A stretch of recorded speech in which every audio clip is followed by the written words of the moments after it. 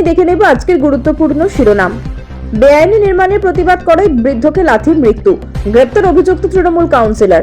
BJP নেতার জন্য বিশেষ শুনানি কেন্দ্র, হাইকোর্টের নির্দেশের সত্ত্বেও কমিশনের ভূমিকায় প্রশ্ন। সিজারের পর মায়ের শরীরে ঘা, অভিযোগে ভাঙচুর খড়গপুরের সরকারি হাসপাতালে, তুলকালাম পরিস্থিতি। কবে পাবো ডিএ, প্রশ্ন তুলে পথের সংগ্রামী যৌথ মঞ্চ, পাশে বিজেপি সাংসদও। দেরিতে হলেও উনি চেষ্টা করেছেন, মমতা সুপ্রিম সওয়ালের প্রশংসা। ত্রিপুরার মানিকের অস্বস্তিতে সিপিএম। 240 থেকে 250 আসনে জিতে ক্ষমতায় ফিরবে তৃণমূল, অভিষেকের অঙ্ক ছাপিয়ে দাবি কল্যাণের। তৃণমূল যোগাযোগ করছে হুমায়ুনের সঙ্গে, বড় ইঙ্গিত। প্যালাচ তারপর লাঠি, আর তার জেরেই অসুস্থ এই বৃদ্ধের মৃত্যু হয়েছে বলে অভিযোগ। মৃতের নাম তুলসী অধিকারী। ঘটনায় নাম জড়িয়েছে উত্তর ব্যারাকপুর পুরসভা 23 নম্বর ওয়ার্ডের তৃণমূল কাউন্সিলর ও আইনজীবী রবীন্দ্রনাথ ভট্টাচার্যের। ঘটনা ঘিরে রবিবার শোরগোল পড়ে গিয়েছে ব্যারাকপুরের মনিরামপুর এলাকায়।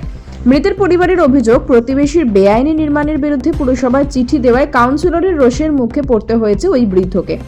ঘটনায় অভিযুক্ত কাউন্সিলরকে 6 বছরের জন্য দল থেকে সাসপেন্ড করেছে তৃণমূল।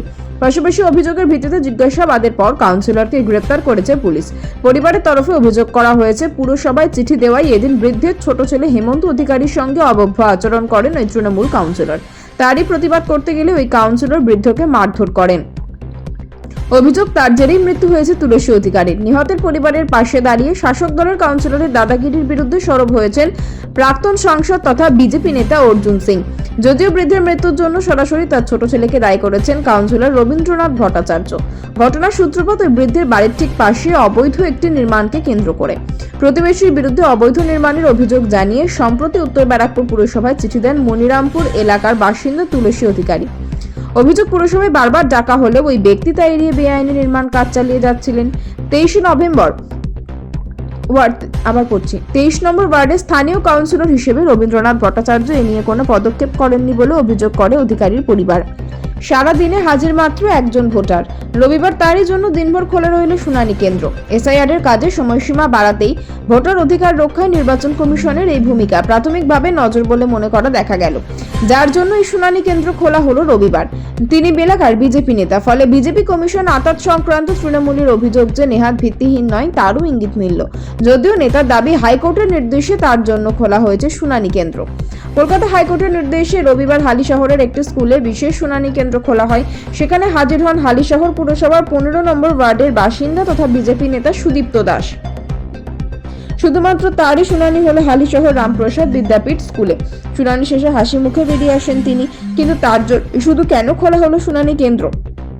সুদীপ্ত দাস জানান, আগে আমি কাঁচরাপাড়া পুরসভার ভোটার ছিলাম, পরে হালিশহরে বাড়ি করে বসবাস শুরু করি, কিন্তু ভোটার তালিকায় আমার নাম ছিল না। নতুন করে আবেদন করলেও আমাকে বীজপুর থানার কাঁচরাপাড়ায় হাজির হতে বলা হয়, অথচ হাইকোর্টের নির্দেশে বীজপুর থানা এলাকায় আমার প্রবেশ নিষিদ্ধ। বাধ্য হয়ে আমি আদালতের দ্বারস্থ হই। আদালতের দ্রুত ব্যবস্থা নিয়ে আমাকে শুনানিতে ডাকেন। আমি তখন বাইরে ছিলাম, তাই আজ শুনানির জন্য হাজির হয়েছি।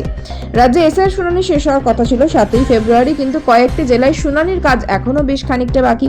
তাই জেলা শাসকের আবেদন মেনে আরো 7 দিন সময়সীমা বাড়িয়েছে নির্বাচন কমিশন।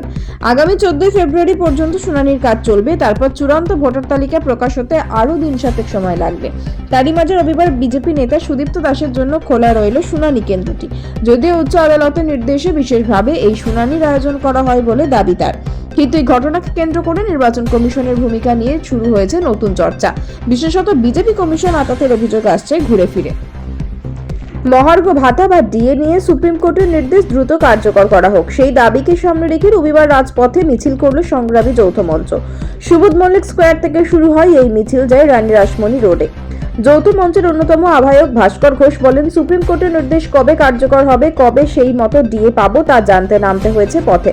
ভাবুন একবার, সুপ্রিম কোর্ট নির্দেশ দিয়েছে, সেই রায়কে কার্যকরের দাবিতে পথে নামাতে হচ্ছে। 5ই ফেব্রুয়ারি ডিএ মামলার রায় দিয়েছে সুপ্রিম কোর্ট। স্পষ্ট জানিয়েছে, পঞ্চম বেতন কমিশন অনুযায়ী 2009 থেকে 2019 সময়কালের মধ্যে বকেয়া ডিএ মেটাতে হবে। 2025 সালের 16ই মে সুপ্রিম কোর্ট নির্দেশ দিয়েছিল অন্তত 25% ডিএ 6 সপ্তাহের সময় দিক। সেই নির্দেশ অবিলম্বে পালনের কথা বলে আদালত। বাকি টাকা কিভাবে কত ভাগে দেওয়া হবে তা দেখতে অবসরপ্রাপ্ত বিচারপতির নেতৃত্বে কমিটি গঠন করে দিয়েছে কোর্ট। গোটা নির্দেশে কার্যকর করে 15ই এপ্রিল সুপ্রিম কোর্টকে জানাতেও হবে রাজ্যকে।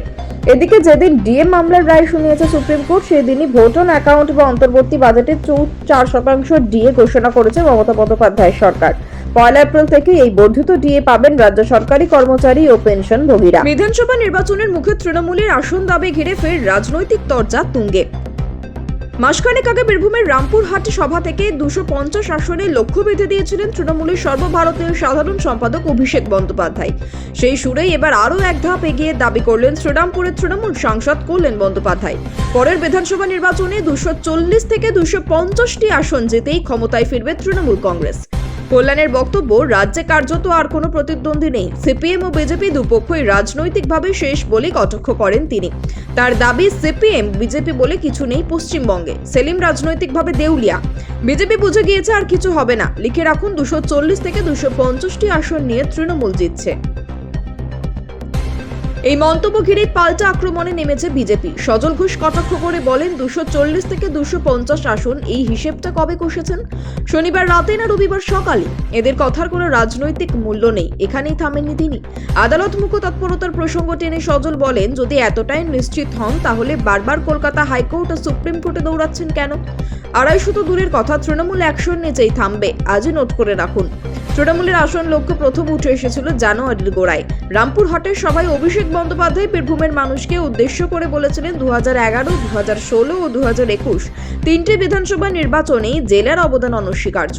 2026-এ চতুর্থবার সরকার গঠনের পথে আরও এক ধাপ এগোতে হলে বীরভূমে 11-0 ফল নিশ্চিত করার ডাক দেন তিনি। 3600টির মধ্যে একটিও যেন বিরোধীদের দখলে না যায়, এমনই আহ্বান ছিল তার। একদিকে শাসক দলের আত্মবিশ্বাসী আসন হিসেবে, অন্যদিকে বিরোধীদের তীব্র কটাক্ষ। ভোটের আগে রাজ্যের রাজনীতিতে সংখ্যার লড়াই যে ক্রমেই তপ্ত হচ্ছে তা স্পষ্ট।